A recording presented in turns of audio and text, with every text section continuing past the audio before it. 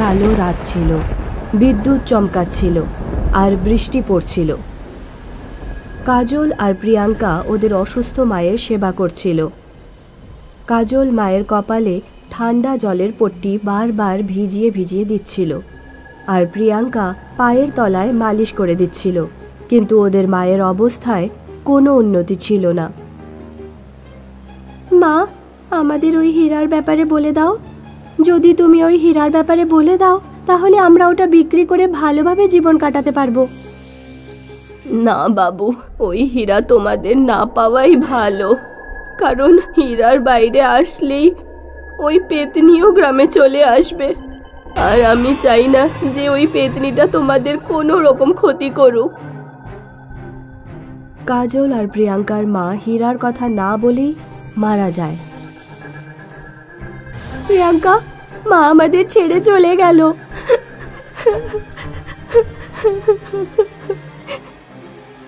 এখন আমাদের আর কেউ থাকলো না, কেউ না। আমি ওই হীরা খুঁজে বের করব, তাতে পরিণাম যাই হোক। না না কাজল, এটা করো না, মায়ের কথায় বিশ্বাস করো। তোর হিরে না লাগলে নিবি না, কিন্তু আমি এভাবে গরিবের মতো জীবন কাটাতে পারবো না। মা বাবা দুজনেই মারা গেছে, আর আমাদের এই দুরবস্থায় রেখে গেছে। কাজল পুরো বাড়ি খুঁজে ফেললো আর হিরে খুঁজে বের করলো। অবশেষে হিরে পেয়েই গেলাম, আর আমাদের কোনো কাজ করতে হবে না। কাজল হিরেগুলো একজন সোনারের কাছে বিক্রি করে দিল আর অনেক টাকা পয়সা নিয়ে বাড়িতে ফিরে এলো। সোনার হরবংশ খুব খুশি হয়ে নিজের বাড়ির দিকে যেতে লাগলো। শকুন্তলাকে যখন আমি হিরে দেখাবো তখন ও খুব খুশি হবে, খুব ভালো ভালো খাবার বানিয়ে আমাকে খাওয়াবে আর খুব ভালোবাসবে। হরবংশ দেখলো কেউ একজন রাস্তায় উল্টো হয়ে অর্ধেক গর্তে ঢুকে আছে। আরে, এইভাবে কে ঢুকে আছে ভাই? হরবংশ পা টেনে ওকে বাইরে বের করে। আরে, এটা কি মানুষ নাকি ভূত? হিরে ফেরত দে। ভূত হরবংশের ঘাড় ধরে আর হরবংশ পকেট থেকে লাল লঙ্কার গুঁড়ো বের করে ভূতের চোখে ছিটিয়ে দেয়। হরবংশ ছাড়া পেয়ে তাড়াতাড়ি দৌড়ে পালায়। যখনও একটু আগে গিয়ে যায় তখনও দেখে যে রাস্তায় একটা বট গাছ আছে, যাতে পেতনিরা বসে আছে। এই গাছটা তো এখানেই ছিল না। পেতনিরা গাছ থেকে নেমে আসে আর হরবংশের দিকে এগিয়ে যায়। বাঁচাও, বাঁচাও! হরবংশ ঝোপের দিকে ঢুকে পড়ে ও দৌড়তে দৌড়তে একটা জমিতে পৌঁছায়। জমিতে একটা লোক খাটিয়াতে শুয়েছিল। আরে শোনো ভাই, আমার পেছনে পেতনি ধাওয়া করেছে, আমাকে একটু সাহায্য করো। আরে হরবংশ কাকা, আপনি? তুমি আমাকে চেনো? হ্যাঁ কাকা, আমি এক দুবার আপনার দোকানে এসেছি, হয়তো আপনি খেয়াল করেননি। হরবংশ ওই লোকটাকে সব কথা খুলে বলে। মনে হয় আপনার কোনো হাওয়া লেগেছে, আমি আপনাকে একটা তাবিজ দিচ্ছি, এটা পড়ে আপনি বাড়িতে যান, কোনো আত্মা আপনাকে ছুতেও পারবে না। সে তাবিজ পরে কোনো রকমে নিজের বাড়িতে পৌঁছায়। আজ এত দেরি কেন হলো? কোথায় মুখ কালো করে এসেছো?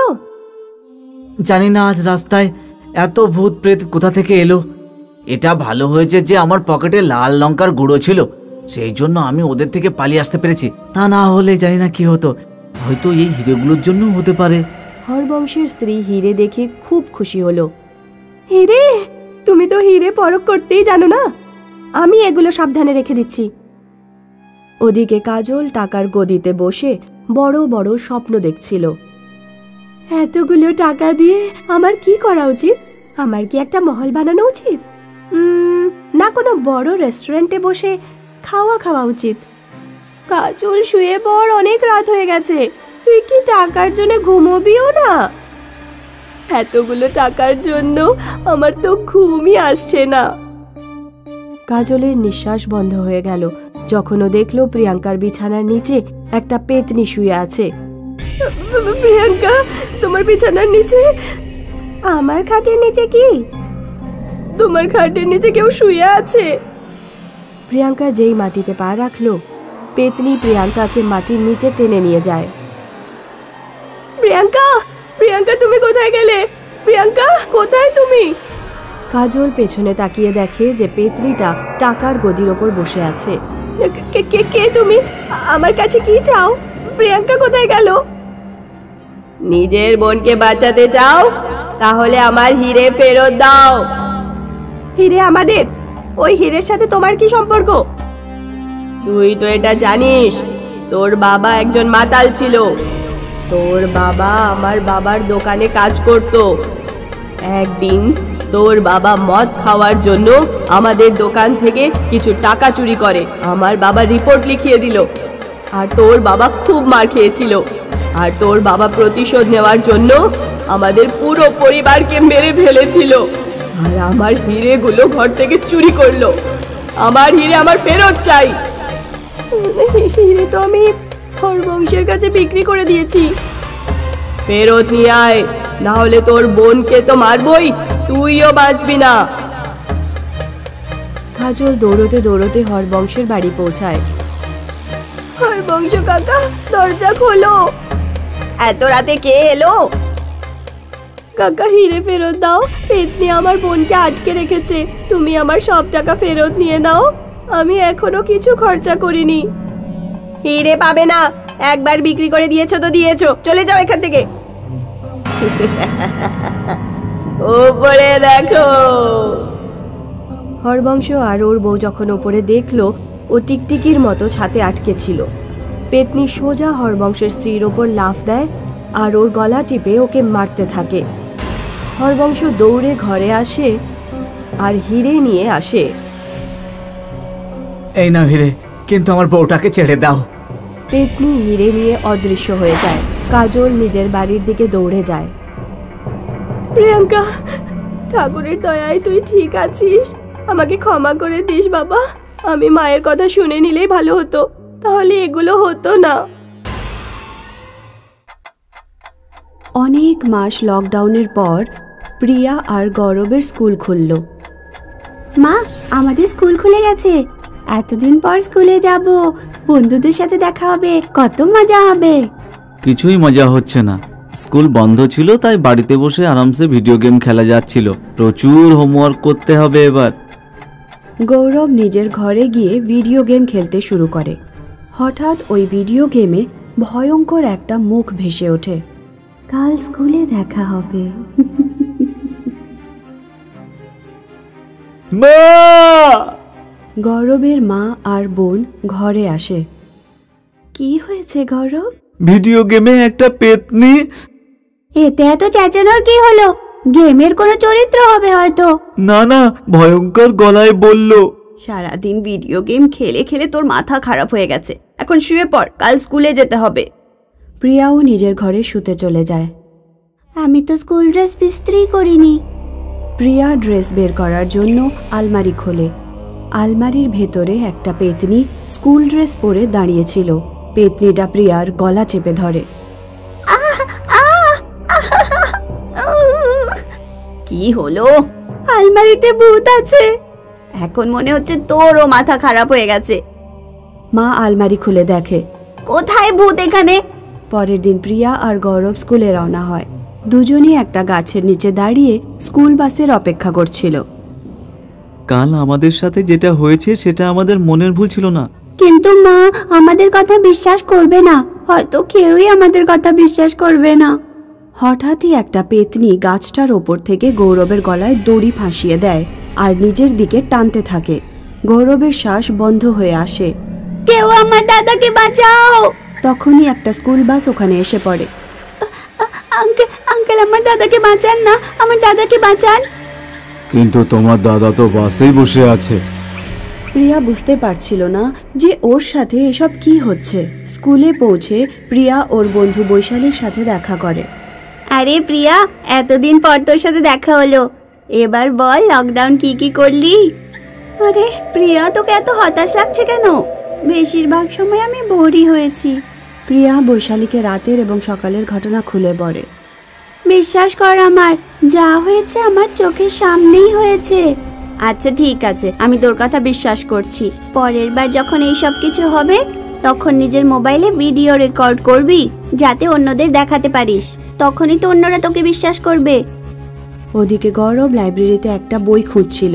যখনই ও বইটা বার করলো তখনই অন্য দিক থেকে একটা হাত ওকে টেনে ধরলো। গৌরব ওই বইটা দিয়ে সেই হাতে মারলো আর লাইব্রেরি থেকে পালিয়ে গেল। গৌরব ঘাবড়ে গিয়েছিল। ওয়াটার কুলারের কাছে গিয়ে জল খেতে শুরু করলো। হঠাৎ ওয়াটার কুলার থেকে একটা দড়ি বেরিয়ে এসে গৌরবের গলা চেপে ধরলো। খুব কষ্ট করে গৌরব গলা থেকে দড়িটা ছাড়ালো আর নিজের ক্লাসের দিকে ছুটতে শুরু করলো।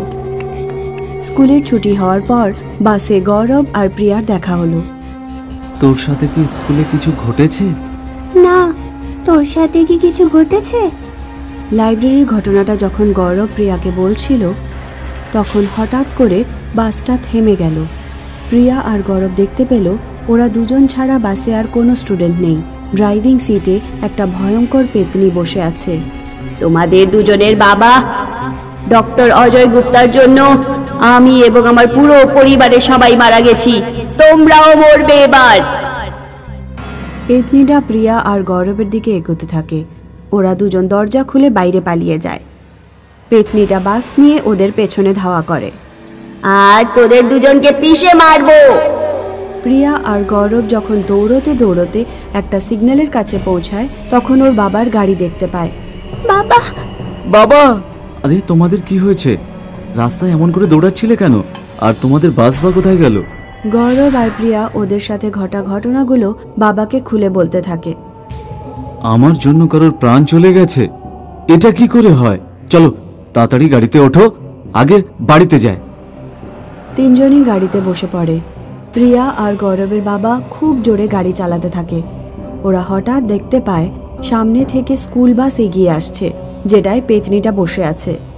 তিনজনেরই মনে হলো বাসটা ওদের পিষেই দেবে, কিন্তু বাসটা গাড়িটার একদম কাছে এসে থেমে পড়ল।